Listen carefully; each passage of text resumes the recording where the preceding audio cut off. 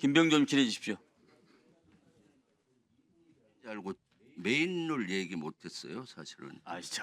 자, 본질이 하시고 일단 끝나봅시다. 예, 예, 아이, 예. 자, 필요하면 자 될 테니까. 예.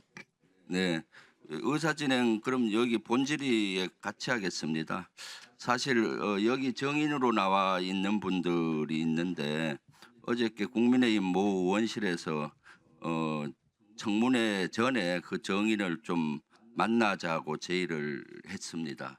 그런데 보니까 그 한겨레 신문에 났던 그 사람이 주장했던 거나 수사 기록에 대해서 꼬치꼬치 물으면서 하려고 시도를 했거든요, 실제. 그래서 오늘 청문회장에 나오기 전에 한 30분 전에 와서 보자라고 제의를 했는데 본인은 거절을 하고 되게 압박감을 느꼈다는데 사실 왜 정인을 하루 전에 이렇게 만나려고 합니까? 그리고 예를 들어서 형사법원에서도 재판관이 재판을 하루 앞두고 검사 측이든 피고인 측이든 만나려고 시도하는 거 아니겠습니까? 누가 증인을 만나려고 그래요? 여기 국민의힘의 임종덕 의원실에서 그걸 어제 시도했고 그래요? 예. 제가 제보를 받았습니다. 이런 것들이 사실 해유죠. 그리고 또 압박하려고 그러고 사정 공작으로 저는 해유라기보다 공작으로 보여요. 합참 개헌 과장님 나와주세요.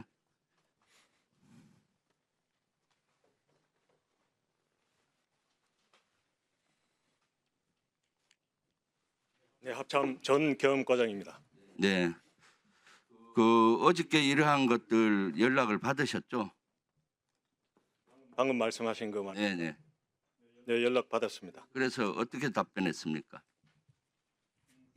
일단 그렇게 하는 건 할 수 없고 정상적 절차대로 그렇게 하기를 원한다고 했고 30분 전에 와서 미리 보자고 했는데 오늘 30분 전에 미리 오지 않았습니다. 네. 그리고 합참에서 본인이 여기 한겨레 신문에 났던 내용에 대해서 그러니까 꼬치꼬치 묻고 그랬죠. 네, 법적 근거가 뭔지 자기 주장을 하면서요. 그래서 합참 개헌과장님은 되게 압박감을 느꼈다라고 그 제보자는 말씀하시던데 압박감 느꼈습니다. 그렇죠. 해유나 공작처럼 느껴지지 않았습니까? 압박감 느끼고. 일단은 뭐 그거보다는 압박감을 느낄 건 사실입니다. 네. 그래서 이런 것들이야말로 해서는 안 되는 일인데 이것은 그 위원장님께서 이따가 경고를 한번 주시고요. 여기 의사진행 발언 내용입니다. 그래서 좀 추가 시간을 줬으면 좋겠고요. 거기 어저께 그 사람들이 질의하려는 거를 제가 대신 질의할게요. 어제 전화로 했던 내용들 대부분이. 합참의 그 개헌과장님은 평소에 전시에 대비한 계엄 훈련을 하는 보직이죠. 그렇습니다. 네. 그래서 사실 합참에서 계엄에 관련된 최고의 권위자잖아요. 권위자가 되려고 노력하고 네. 있습니다. 계엄을 이번에 할 때 비상계엄 때도 합참 내에 자체 계엄 사령관 밑에 합참 인원으로 계엄 사무소를 운영을 준비 중이었잖아요. 그죠? 그렇습니다. 네. 구성을 준비 지원 중이었습니다. 그 사항은 의장한테 보고는 했습니까? 계엄 준비하는 의장은 당연히 알겠죠. 합참 인원으로 주로. 그 부분은 제가 정확하게 모르겠습니다. 네. 한 20명 정도로 구성돼 있죠. 20여 명이었습니다. 네, 합참 인원으로 주로 했어요. 합참 인원들과 국방부 조사본부 네. 인원이 있었습니다. 그다음 포고령 계엄 선포하면 대통령이 서명에 들어가서 공고문 같은 거를 실제로 다 서명을 하고 해야 되잖아요. 그렇습니다. 그 슬라이드 한번 비춰 주시죠. 실제 보면은 포고문이 있고 담화문, 경고문, 공고문, 훈령 이런 것들이 있는데 포고문은 실제 요 설명을 한번 해주세요. 기한을 하고 요 처리 절차에 대해서 이대로 준용이 안 된 것 같아요. 근본적으로 포고문을 작성하기 위해서는 대통령의 서명이 들어간 계엄 선포문, 그러니까 공고문이 있어야 합니다.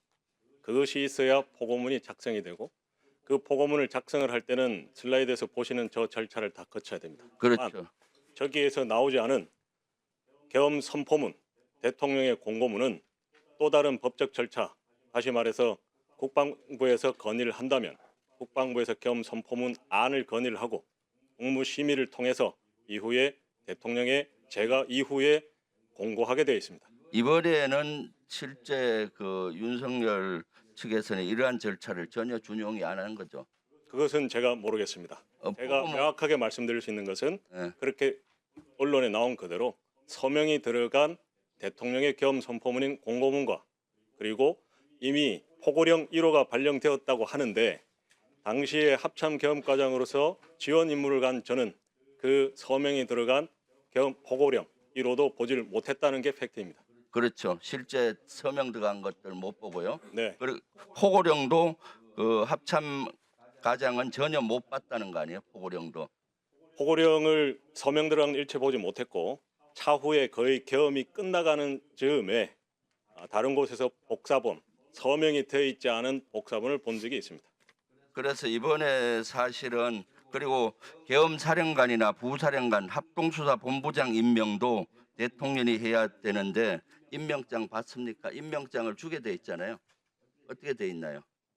임명장은 뭐 꼭 저에게 줘야 되는 것은 아니지만 네. 그 부분에 대한 임명장을 저는 보지 못했다라는 걸 말씀을 드렸습니다. 부사령관이 누구였는지 합동수사본부장이 누구였는지 언제 알았습니까? 그것은 다 상황이 종료되고 알았고 다만 계엄사 부사령관 정진팔 장군이라는 것은 작전 회의실에 도착했을 때 그때 이후에 알게 되었습니다. 그러니까 이번에 사실은 비상계엄 당시에 합참에서 헌법과 계엄법과 그걸 구체하는 업무 편람에 이런 절차가 나와 있는데 절차를 전혀 준용이 안 돼 있다. 이 포고문과 포고령과 관련되는 거는 그렇게 봐도 무관할 것 같아요. 실제. 일단 그런 부분은 제가 판단할 영역을 가지고 있는 그대로 팩트만 일단 다 말씀을 드렸습니다. 네, 들어갔어요. 다음 저기 이경민 우리 수방 방첩사 좀 나와주세요. 아까 위원장님 한 1분만 더 주세요. 아까 제가 그랬으니까요. 네, 방첩사 참모장입니다. 네, 슬라이드 한번 띄워주세요. 그 다음 슬라이드. 저 문서는 언론 보도에 의하면은 방첩사령관이 12월 4일 날 비상계엄이 해제된 다음에 실패돼서 흔적을 지우기 위해서 지금 이경민 그 당시 참모장한테 지시를 해서 작성한 문서로 나와 있는데 저 문서 작성했습니까? 예, 제가 지시 받고 자필로 작성해서 사령관한테 보고한 바 있습니다. 어떻게 사령관?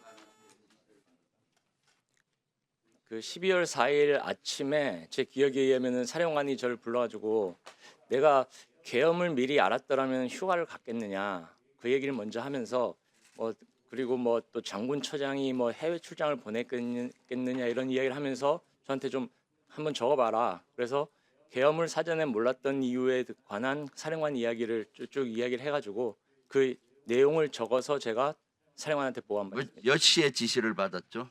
시간은 정확하게 기억이 안 나고 대략 오전 아침 정도인 것 같습니다. 12월 4일 아침에만 실패를 하고 거의 예, 그 됐고 이유입니다. 예. 그다음 저걸 작성을 해서 보고 시점은 언젠가요? 오후 정도 되는 것 같습니다. 오후에 했고 그럼 저것을 출력을 여러 분 해서 나중에 다른 사무실에서 출력본이 압수수색 과정에 나왔잖아요. 그 전 과정을 예. 제가 시간이 없으니까 예. 좀 설명을 조금 구체적으로 해주세요. 예, 그래서 제가 그 지시를 받고 제가 그 수첩에 그냥 대강 메모한 것을 가지고 제 사무실에 와서 그 A4 용지에 다시 자필로 적었습니다. 자필로 적어서 오후에 사령관한테 보고를 하니까 사령관이 조금 수정을 하더니 이것을 타이핑을 해와라. 그래서 그 문서를 가지고 나와가지고 그거는 참모장 업무가 아니라고 생각했기 때문에 제가 비서실 중령한테 그 내용을 전달하면서 이거 타이핑해서 비서실에서 사령관님께 보고 드려라. 그렇게 하고 내려왔습니다. 제가 판단하기에는 흔적 지우기는 아닌 것 같습니다. 그 당일날 행적에 대해서 그냥 쭉 정리하는 차원이라고 생각했습니다. 예, 그렇습니다. 그러니까 당시에 저도 그 사령관도 계엄을 예상 못했다고 생각하기 때문에 그런 하루의 행적을 적으라는 거구나 그렇게 생각을 했었습니다. 예. 네.